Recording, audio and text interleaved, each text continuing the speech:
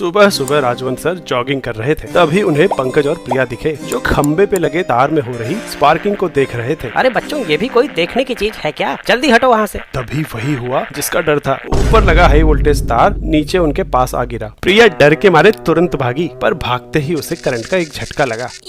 हाय रे, मैं तो पूरी हिल गई। ये तार से दूर खड़ी थी, फिर भी इसे करंट लग गया। मैं पास खड़ा हूँ, फिर मुझे झटका क्यों नहीं लग रहा? वाह बेटा, मुश्किल घड़ी में भी क्यूरियोसिटी। वहीं खड़े रहो, भागना नहीं। सर, बिना भागे यहाँ से कैसे निकलूं? करंट हवा से तो आया नहीं, तो जरूर जमीन से ट्रैवल कर रहा है। तो मुझे क्यों नहीं लग रहा? उसी वजह से जिस वजह से इस तार पे बैठी चिड़िया को करंट नहीं लगता।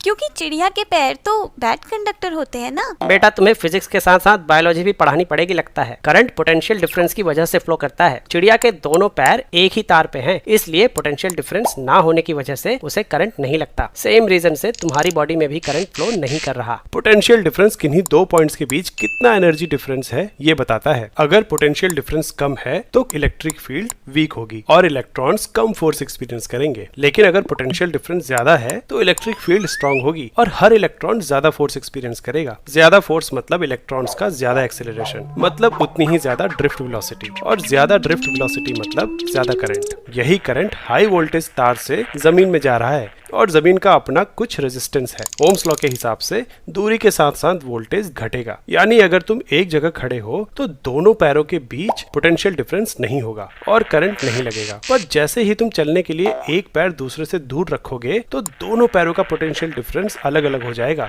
और बॉडी से करंट फ्लो करने लगेगा। मतलब पैर ज्यादा दूर नहीं रखने हैं। हाँ, दोनों पैर पास रखो और कंगारू की तरह फुदक फुदक के वहाँ से निकलो।